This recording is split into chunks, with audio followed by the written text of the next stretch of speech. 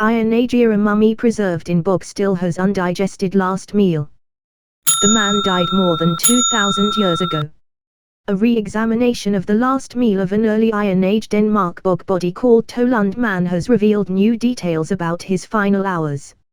According to findings published Wednesday in the journal Antiquity, 12 to 24 hours before Tollund Man was killed he ate a bog water porridge made of barley, pale persicaria, flax and likely fish. Researchers, led by the Silkeborg Museum's Nina Nielsen, also reported finding eggs and proteins from intestinal worms, indicating that the man was infected with parasites including tapeworm, whipworm and moorworm. Although the meal may reflect ordinary Iron Age fare, the inclusion of threshing waste could possibly relate to ritual practices, the report noted.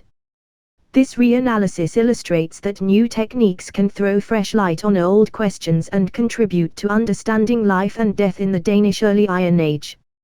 Tollund Man's death, likely some form of human sacrifice, dates back to some 2,400 years ago, and the research highlights that thousands of people came to their end in the wetlands of northwest Europe during the Iron Age. Those placed in acidic peat bogs were turned into naturally mummified and preserved bog bodies, giving scientists a detailed and unique look into daily life at the time, including health, diet, manner of death and a final meal. Tollund Man, who was 30 to 40 years old when he died, had previously been hanged and placed into the peat cutting pit. He was found during peat cutting in jailed Skofdal in 1950, and it was in that year that his stomach and intestinal tract were removed during forensic examinations before the contents of different parts of his gut were separately extracted in 1951. Previous examination found the presence of the barley, flax, and pale persicaria and gold of pleasure seed porridge, in addition to 16 additional plant species, but plant residue degradation halted further progress. In the new analysis, scientists looked at plant macrofossils, pollen, non-pollen palynomorphs, steroid markers and proteins.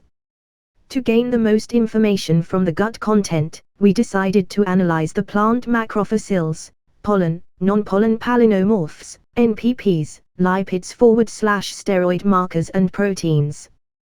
Pollen and NPP analysis can reveal microscopic evidence of consumed food and drink. While the gut contents of a few bog bodies have been analyzed for pollen, for example Scaife 1986, 1995, our work constitutes the first application of a full NPP analysis of a bog body's gut content, the report said. In addition, the analysis of parasite eggs can illuminate individual health conditions. They have been observed in several cases, Van der Sanden 1996, including Tollund Man, where whipworm, treacheries, eggs were recorded, Hellbake 1959. Analyses of steroids and proteins can reveal chemical traces of consumed food and drink, for example from animal products, Shillito et al. 2020, which so far have not been documented in Tollund Man.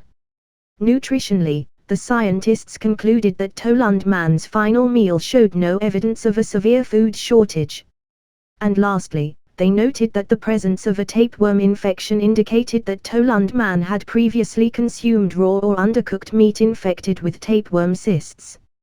Our study shows that it can be beneficial to reanalyze bog body gut contents stored in museum collections, and that combining pollen, NPP, macrofossil, steroid and protein analyses can yield further useful data, the report asserted, adding that ongoing analysis was being done involving the search for aquatic lipid biomarkers.